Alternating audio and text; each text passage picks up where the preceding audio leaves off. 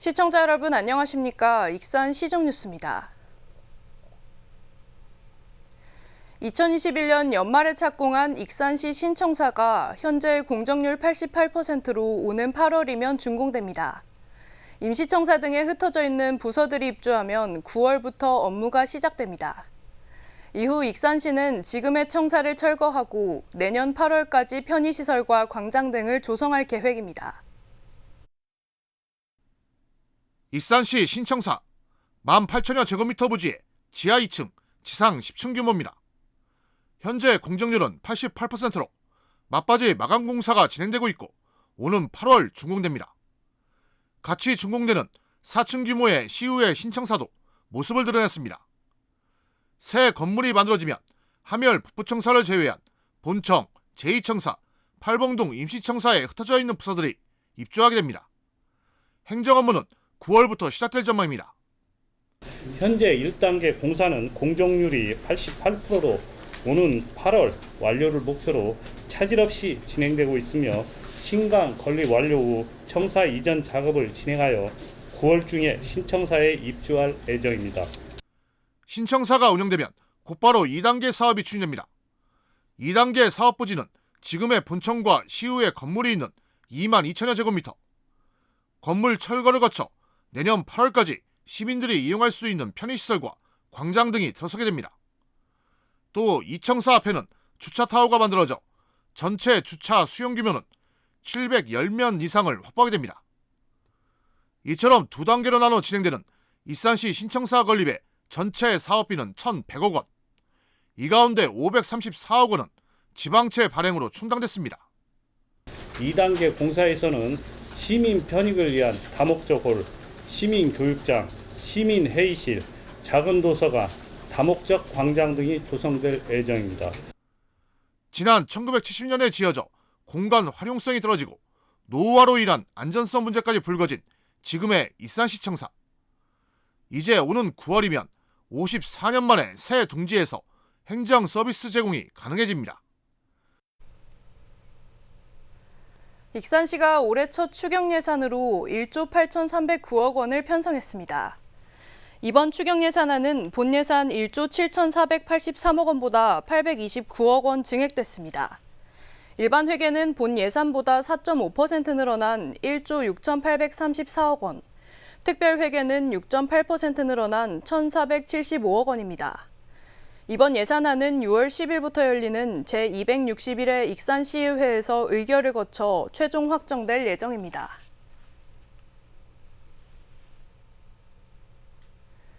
익산시가 새로운 국책사업 발굴에 나섰습니다.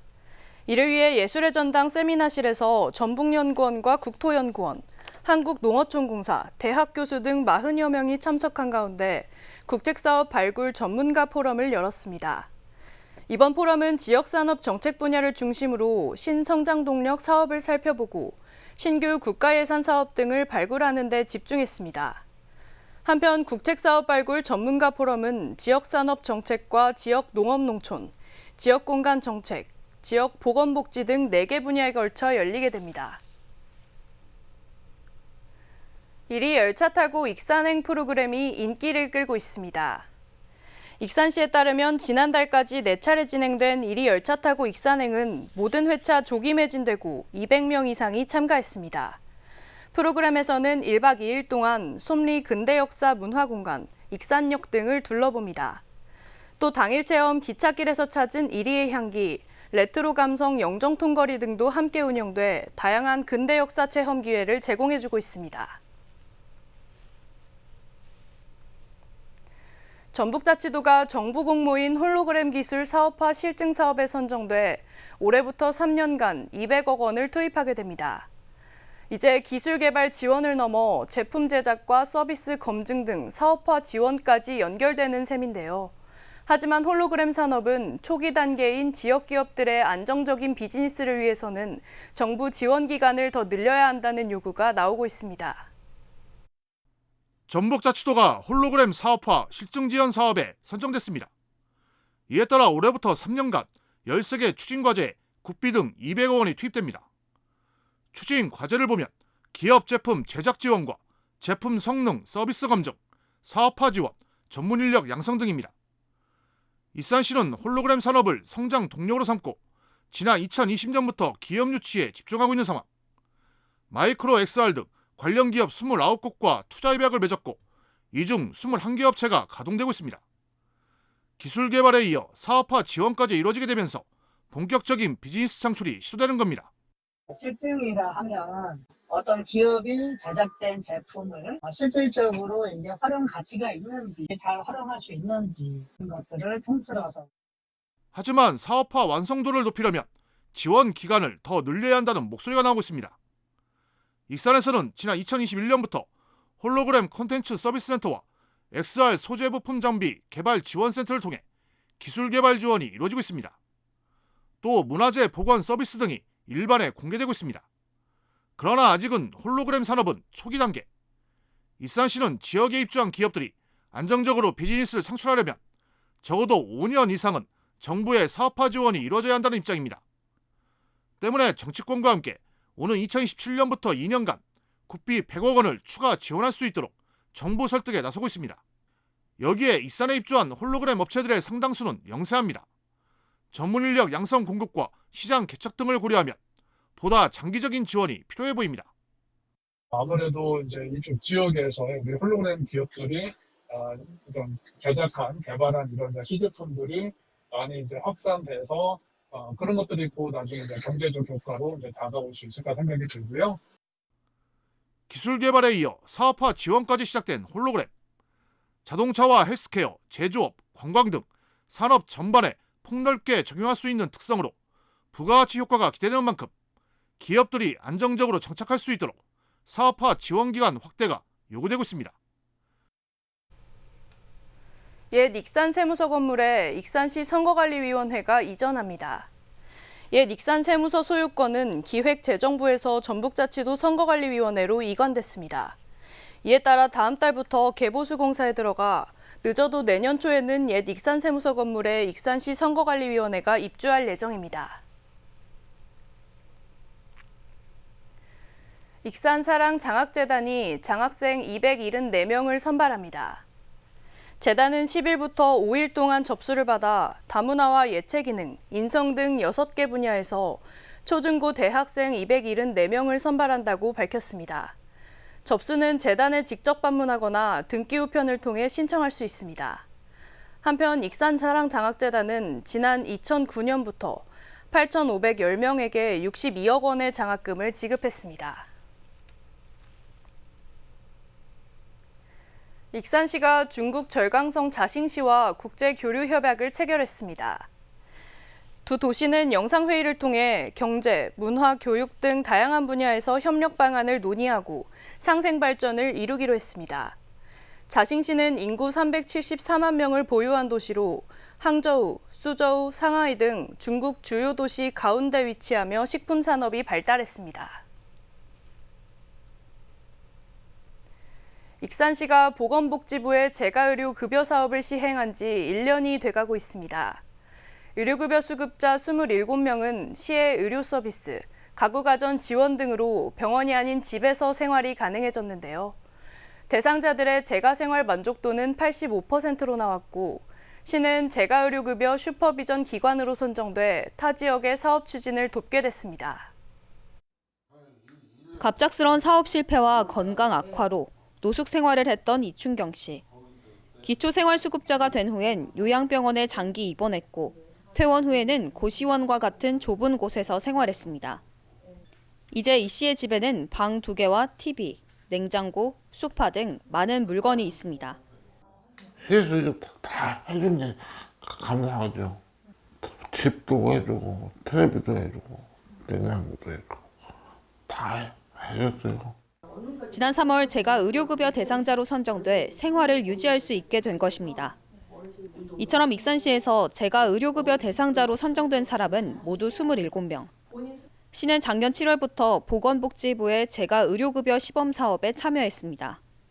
의료수급 대상자들을 선정해 생활가전, 가사돌봄, 병원 이동 시 택시비 등을 지원하고 있습니다. 이에 따라 6개월 이상 관리받는 대상자의 1인당 의료비가 80% 이상 감소했습니다. 대상자를 케어할 수 있는 병원을 하나 지정을 해요. 그래서 그 병원에 가서 의사 선생님이랑 같이 이분의 환자에 대해서 앞으로의 어떤 의료 치료라든가 그런 것들을 같이 상담하는 케어 플랜을 짜고요. 대상자들의 사업 만족도도 높습니다. 설문조사 결과 제가 생활 만족도 85%, 생활 유지율 89%, 재입원을 고려하지 않는 사람은 73%였습니다. 앞으로 제가 열심히 운동도 열심히 하고 노력해가지고 담배도 끊고 운동 많이 하고 좋은 일 하겠습니다. 보건복지부는 사업을 시행하고 있는 73개 지역 가운데 익산시 등 10곳을 슈퍼비전 기관으로 선정했습니다. 복지부는 서비스 제공 현황과 유관 기관과의 협력 등 사업 집행률과 실적을 기준으로 평가했습니다. 오는 7월 제가 의료급여 시범 사업의 전국적 확대에 따라 익산시는 타 지역의 모범 사례가 될 전망입니다. 이미 지난달부터 경기 평택과 충남 15개 시군에 사업 추진 현황과 노하우를 공유했습니다. 잘한다라고 그 데이터상에서 인정을 받았던 것 같아요. 그래서 저희 지역이 선정이 됐던 거고. 제가 의료급여로 병원이 아닌 집에서 간병을 제공하며 지역 정착을 돕고 있습니다. 익산시가 도내 기초자치단체 가운데 처음으로 유아 생존 수영 교육을 운영합니다. 이를 위해 도시관리공단과 업무 협약을 맺었습니다. 앞으로 국미생활관과 서부권 다목적 체육관 등을 활용해 어린이집, 유치원 재원생을 대상으로 생존 수영을 교육합니다. 생존 수영은 수중 위기 상황에서 스스로 생명을 지킬 수 있는 능력을 키울 수 있습니다. 익산 문화관광재단이 모집한 웹드라마 무왕의 꿈 시민배우에 40여 명이 신청했습니다. 재단에 따르면 지난 2일까지 모집을 마쳤으며 신청자 연령층은 10대부터 60대까지 다양합니다. 오디션을 거쳐 드라마에 출연할 시민배우 10명이 선정되며 시민배우로 선발되면 연기교육을 받은 후 드라마에 투입됩니다. 익산 시민들이 여행 코스를 직접 개발합니다. 익산시와 문화도시 지원센터는 문화도시 335에 참가한 93개 팀 중 20팀, 100여 명을 선정했습니다. 이들은 이달 말까지 익산 곳곳을 직접 여행하며 완성도 있는 여행 코스를 개발하게 됩니다. 또 최종적으로 만들어진 여행 코스에 대해 시민 인기 투표와 전문가 심사를 거쳐 5개 팀을 수상할 계획입니다. 다음은 읍면동 소식입니다. 익산시 도시재생지원센터가 푸른솔 커뮤니티 센터에서 교육문화 프로그램을 운영합니다. 프로그램은 동화구연, 신앙송, 한국민요 등 3가지로 구성돼 오는 17일부터 7월 26일까지 진행되는데요. 동화구연은 매주 월요일 오후 2시에 진행하고 개인 또는 부모와 아이가 함께 참여할 수 있으며 신앙송은 매주 수요일 오후 2시, 한국민요는 매주 금요일 오후 2시에 운영합니다. 익산 시민 누구나 무료로 참여할 수 있고 참가 신청은 오는 28일까지 푸른솔 커뮤니티 센터 방문 또는 전화로 하면 됩니다.